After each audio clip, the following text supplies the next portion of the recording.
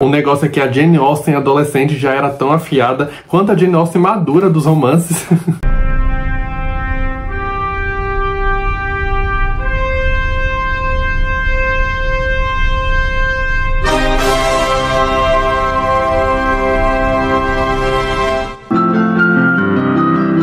Opa, hoje então é dia de falar de Jane Austen aqui no canal, mais especificamente de alguns textos da juventude dela. Tô falando então aqui dessa coletânea chamada Amor e Amizade e Outras Histórias, que traz 3 de alguns dos primeiros trabalhos aqui da autora. Então já faz alguns meses desde que eu li Jane Austen pela última vez aqui no canal. Eu já li todos os romances dela, já falei do Lady Susan, falei também dos romances inacabados. Aliás, vou deixar um link aqui embaixo com a playlist completa com todos esses vídeos. E aí, só me restava aqui em casa mais um livro pra ler dela, que era justamente aqui o Amor e Amizade, cuja leitura eu já via adiando há um bom tempo, porque era o último material inédito que eu tinha dela aqui em mãos, né? Mas afinal, o que é que a gente vai encontrar aqui no Amor e Amizade? São 3 textos que fazem parte ali da juvenília da Jane Austen, ou seja, escritos da juventude dela, produzidos entre as idades ali de 11 aos 18 anos, quando ela estava ali nos seus primeiros experimentos literários, muito antes então de conceber esses romances canônicos como Orgulho e Preconceito e o Emma. Então, o mais impressionante é que, mesmo tão jovem, né, a Jane Austen ela já demonstrava aqui uma segurança de estilo muito presente, uma visão de mundo muito afiada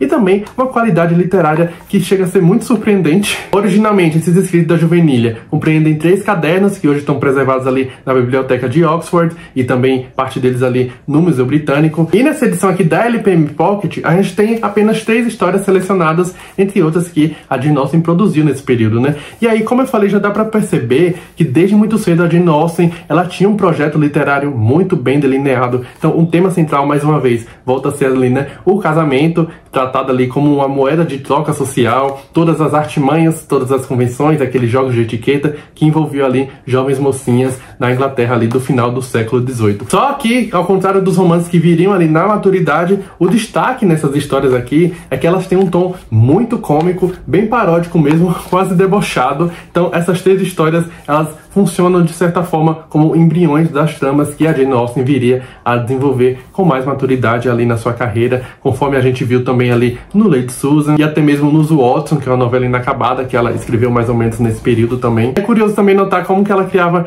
uma constelação de nomes recorrentes aqui para personagens, né? Então a gente tem nomes repetidos que aparecem em diferentes obras, inclusive nos romances. E é claro, outra marca muito evidente dessa fase é justamente a preferência aqui da Jane Austen pelo gênero epistolar. Então todas as histórias aqui são estruturadas em forma de cartas, o que dá um dinamismo muito legal aqui, como se a gente estivesse acompanhando ali em primeira mão uma rede de fofocas, né? Sem mais delongas, eu vou comentar então um pouco mais sobre cada uma das obras que compõem aqui essa coletânea. Então, a primeira história é justamente Amor e Amizade, que vai trazer esse subtítulo aqui, né? Enganada na amizade e traída no amor. E essa daqui é disparada a mais satírica que a gente vai encontrar aqui. Ela foi escrita ali por volta de 1790, quando a Jane Austen tinha mais ou menos ali 15 anos. Ela já mostra como que ela já se divertia ali zombando de ficções sensacionalistas e góticas que estavam na moda ali na época, né? Era o tipo de romance que fazia muito sucesso. E assim, gente, a história é bastante absurda. Então tudo começa ali com a carta de uma senhora chamada Isabel, que vai pedir a uma amiga dela mais velha, chamada Laura, para que ela escrevesse a filha dela, Marianne, contando os principais acontecimentos ali da sua vida. O que a gente logo vai entender que é uma tentativa daquela mulher de talvez dar uma lição do tipo, olha como eu era imatura, não seja assim também, Marianne. A partir daí a gente vai acompanhar apenas as cartas aqui da Laura para Marianne, em que ela vai relatar ali as suas aventuras da juventude, né? Ou melhor, suas desventuras.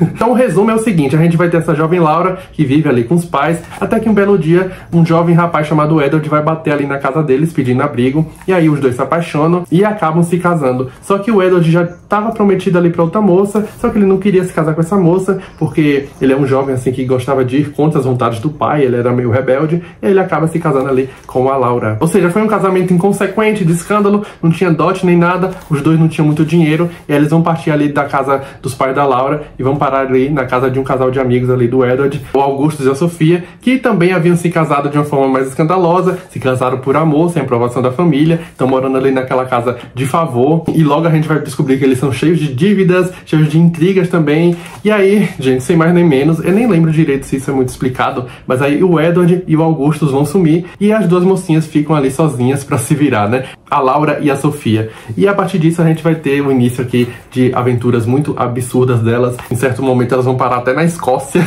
Então perceba que essa história é quase uma aventura romântica, bem melodramática, mas novamente a gente percebe um tom muito debochado ali na escrita da Jane Austen. Tudo isso que eu contei vai acontecendo assim muito rápido, é uma sucessão realmente de acontecimentos absurdos. A partir do momento que essas duas moças se veem sozinhas, né, a Laura e a Sofia, a gente vê as tentativas dela ali de se virarem, elas são completamente cara de pau. Tem uma cena inclusive ali, né, nas viagens que elas vão fazendo, que elas vão encontrar ali um senhor rico, e aí elas inventam que a Sofia era a neta dele, aí esse senhor vai dar um dinheiro ali a ela.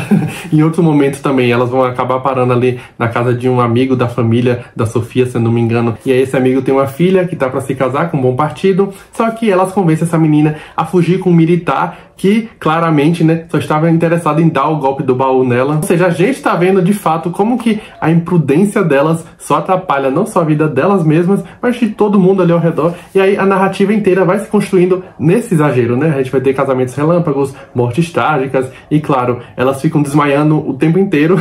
É realmente muito engraçado. Qualquer coisa que acontece, por menor que seja, elas caem ali desmaiadas.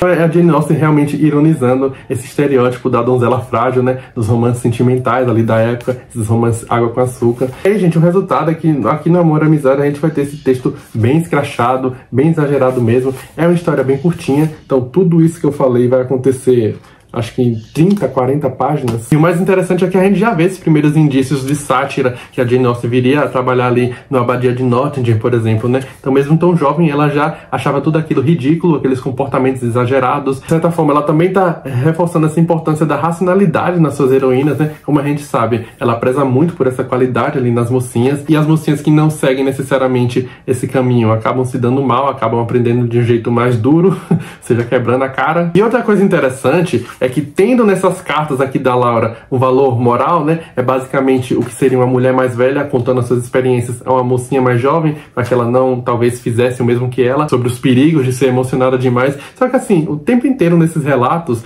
ela vai contando com muito melodrama, não tem autocrítica nenhuma, e ela relata tudo aquilo que aconteceu com ela, né, como se fosse uma série de infortúnios, quando a gente percebe que de fato é resultado da imprudência, da imaturidade, né. Enfim, eu gostei bastante aqui do Amor e Amizade, me diverti bastante. Mas vamos então à próxima história. Então a gente chegou aqui na segunda história, intitulada As Três Irmãs, em que a gente vai se deparar com uma obra inacabada. Então sim, gente, a Jane Austen não terminou de escrever isso aqui, e o pior é que ela vai parar justamente numa parte que as coisas estão ficando cada vez mais interessantes. Essa história aqui foi escrita ali por volta de 1792, também em formato epistolar, e ela vai ter um tom assim um tanto mais ácido e menos leve do que a gente vai encontrar ali no Amor e Amizade, né? Então aqui a Jane Austen, ela já vai construir um retrato um tanto mais pungente da pressão social em torno do casamento, né? A gente vai ter essa protagonista aqui, essa moça chamada Mary, e de cara a gente percebe que ela é uma jovem bem fútil, bem volátil e totalmente ali obcecada com a ideia de se casar, né? A gente tá vendo a Mary escrevendo ali pra uma amiga, e aí logo no primeiro relato a gente já percebe essas qualidades dela. Ela se contradiz o tempo inteiro, então ela tá contando que ela recebeu ali uma proposta de um homem mais velho, que ela descreve como um homem horroroso, repulsivo, bem avarento, bem chato mesmo, alguém que em teoria ela jamais aceitaria se casar. Mas aí no final do mesmo parágrafo ela já começa a fazer planos pra quando eles estiverem casados. É bem engraçado, ela tá falando horrores ali do cara, mas aí no final da frase ela já tá falando assim: não, mas eu vou convencer ele a comprar essa carruagem nova do jeito que eu quero.